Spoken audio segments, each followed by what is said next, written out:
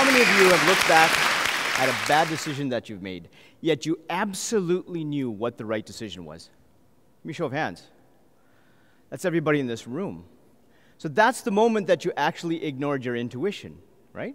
So when you ignore intuition, bad things happen, yet when you trust intuition, great things happen. Let me give you a couple of examples.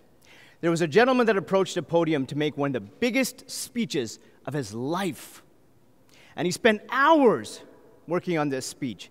Yet his intuition was telling him to go off script. And when he did, he uttered 4 words that changed the lives of millions. I have a dream. And then there was these 2 young boys who grew up throwing paper airplanes and wondered why they zigged and when they zagged. And when they became adults, many at the time tried and failed at launching a body of mass in the air. Yet by simply observing the way birds fly, the intuition of these 2 young lads knew that it was how you controlled the air that was most important. And through their experience controlling the gears of bicycles, these 2 young gentlemen created and controlled the wings of an aircraft. And Orville and Wilbur Wright created one of the greatest inventions of our time. Now, I'm going to take you through a very, very quick 10-second exercise. And what I want you to do is in the next 10 seconds, I want you to hug as many people as you can around you. Go. 10. Come on. 9, 8, 7. Hugs. 6, 5, 4, 3, 2, 1. All right. Thank you very much. Wow. Some of you are taking it too far. Okay. I appreciate the love. Now, believe it or not, what you just experienced is your intuition. What you just felt is something called an intuitive feeling. Okay, and I'm going to talk about that a little bit later in my speech. Now, you're actually born with intuition. If you believe it or not, when you're born, over 90 billion neurons are firing at an average of 200 times a second to soak in all the experiences around you. And that's when your intuition starts listening and it starts learning. In fact, research has shown that infants as young as 2 months old have been shown to have intuitive capabilities. And when you're using your intuition, the part of your brain that lights up is this thing called the limbic system. This paper calls it the X system. This is where your fight or flight response is. This is also where your decisions are made. This is also where your emotions are controlled. This is where you feel like you're doing the right thing or you feel like something's just not quite right. And when you're actually using your intuition, you already know what decision is way before you actually act on that decision. In fact, researchers have looked at the intention to act on a decision. That happens on average 7 to 10 seconds before you actually act on that decision. And this just doesn't happen in your personal life. This actually happens in your professional life and also in business. In fact, when researchers looked at the intuitive decisions that entrepreneurs had made, when they measured things like heart rate and skin conductance, what they found is that the bodies of entrepreneurs reacted on average 7 seconds before they actually made an intuitive decision. So the first time intuition hit me was when I was 5 years old. And when I was 5, there was a set of video games that I wanted to buy. Yet my father told me that they were too expensive. And my intuition is saying, that is not what you wanted to hear. And I had this voice kind of tell me to go door to door to raise money. And so that's exactly what I did. And I raised $200. $100 went to charity, and the other $100 went to my father to pay for the video games. I found myself pondering many times about that incident, wondering, what was that got me to do that? And what was that voice that was telling me what to do? And I realized at that moment what the power of intuition really was like. And I also realized at that moment that I was destined to be an entrepreneur. In fact, the very first job that I wanted to have was I wanted to be a bus driver. And the reason why I wanted to be a bus driver is I realized very early on that when you provided value to people, and in this case it was taking them from point A to point B, then they paid you for that. Right? And at that time it was about 25 cents a person. And I realized as I grew a little bit older that when you provide more value to people, that they're willing to pay you more. And that's when I wanted to become an airline pilot. So I took my career choice to my East Indian parents and told them, I'm going to be an airline pilot. And my mother says, too many crashes.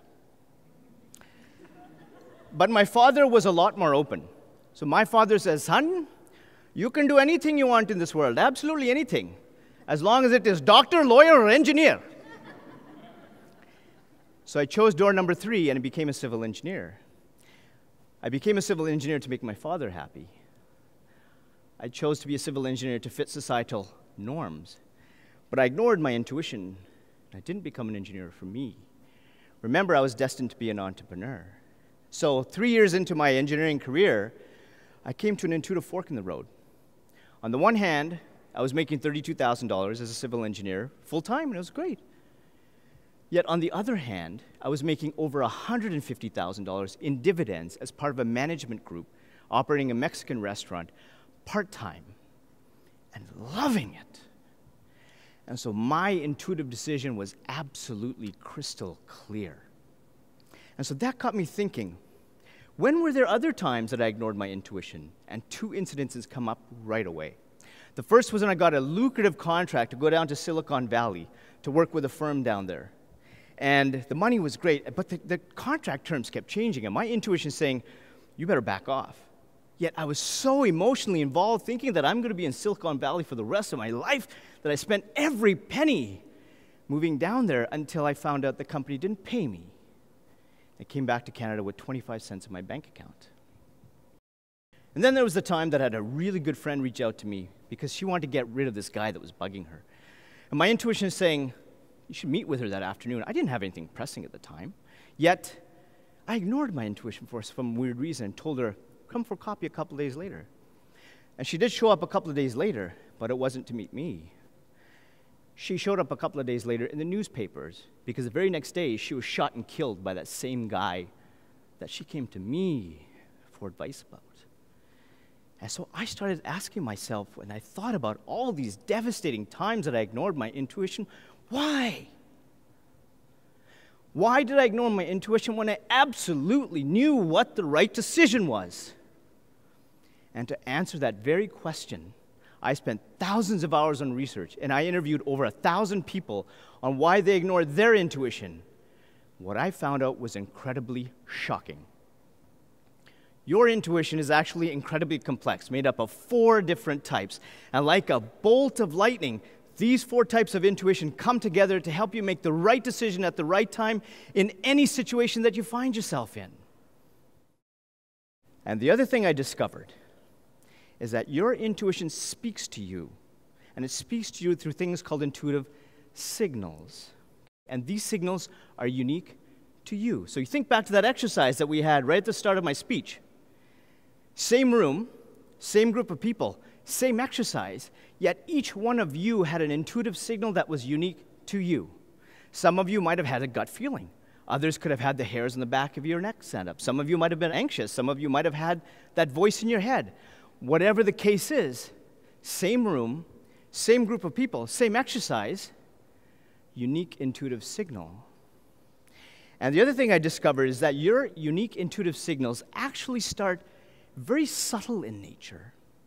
And what happens is when you ignore those subtle intuitive signals, they change and they get louder. So by the time you get that booming voice, you feel super anxious, you're getting headaches, that's when it's too late. Because now you've made a series of bad decisions, and that's when you encounter the hurdles in life. And the reason why I started my Intuitionology project was to help you discover the complex nature of your intuition and to help you discover what your unique intuitive capabilities are. And when you become an expert in your intuitive capabilities, that's when you're able to overcome whatever hurdles come in life, and that's when the doors of opportunity open up for you. Let me give you a number of examples.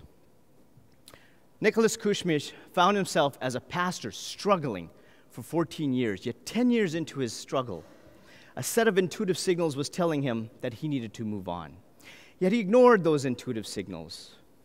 And that's when his life took a turn for the worst, finding out that his wife was cheating on him with members of his own congregation, losing money through financial scams, and finding himself homeless, until an intuitive signal told him to go to a conference full of entrepreneurs. And when he went to the conference, the presenter at the front asked a simple question: how many of you are running Facebook ads for your company?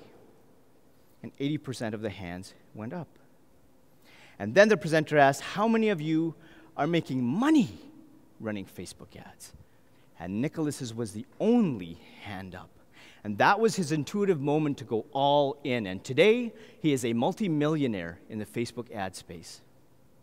And then there was the case of Sarah Smith, singer and songwriter, who found herself in a Winnipeg bar after a gig at 2 o'clock in the morning. Now, there were a number of intuitive signals that were saying, listen, this is not the time or place where you need to be at. Yet she ignored those intuitive signals in the name of having fun. And she befriended a group of people at the bar who kidnapped her and beat her to a pulp.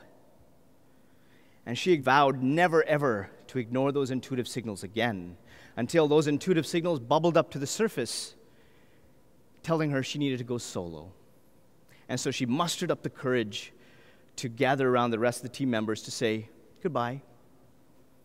And when she made that intuitive decision, her career exploded, winning a number of music awards and touring internationally.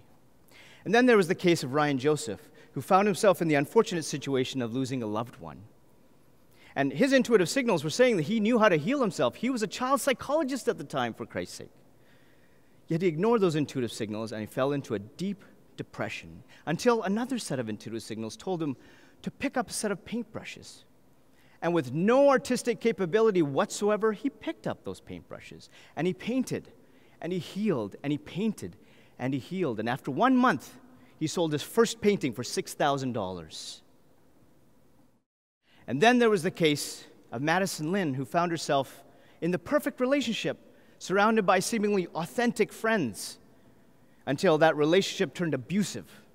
And these authentic friends, nowhere to be found. She felt all alone, and she almost ended it all, until an intuitive signal told her to listen to a voice on a bus. And that voice said, "Can you audition for Miss Universe?" And when she made that intuitive decision, her career took off. And today she is an incredibly successful international model. So you see, folks, the evidence is abundantly clear that when you take the time to become an expert in your intuitive capabilities, you're able to make the right decision at the right time in any situation that you find yourself in. And that's when you start living a life truly happy and successful. So the question for you is, when are you going to start? When are you going to start taking advantage of the advice, tools, and techniques that's already out there that's going to help you become that expert in your intuitive capabilities? Now, some of you are going to sit here and you're going to ponder about what I just said today, and others are brimming with ideas on what you're going to do later today, and yet others are even starting to have some mental checklists of what you're going to do and plan what you're going to do as soon as you leave this venue today. But the sad reality today, folks, is that when you leave this venue today, ultimately the majority of you will simply do nothing. And what really upsets me is that over 85% of people are truly unhappy. And over 90% of businesses fail in the first 2 years. And the reason, in my opinion, this happens is they have no clue how complex their intuition is. And they have no clue what their unique intuitive signals are. And that's when they ignore their intuition. And that's what puts them in the situations that they find themselves in. So the cost for you to do nothing is absolutely huge. And folks, this is preventable. So you can bumble around and try and figure this thing called intuition out on your own and frankly waste time, energy, effort, and piece of your life doing that. Or you can take action right now and take advantage of that education that's there. That's going to help you become an expert in your own intuitive capabilities. That's going to help you decipher that complex nature of your intuition. That's going to help you figure out what your unique intuitive signals are. It's never too late. The choice is ultimately yours. And I'm sure that there is a subtle intuitive signal that's telling you what you need to do as soon as you leave this venue today. Thanks for your time.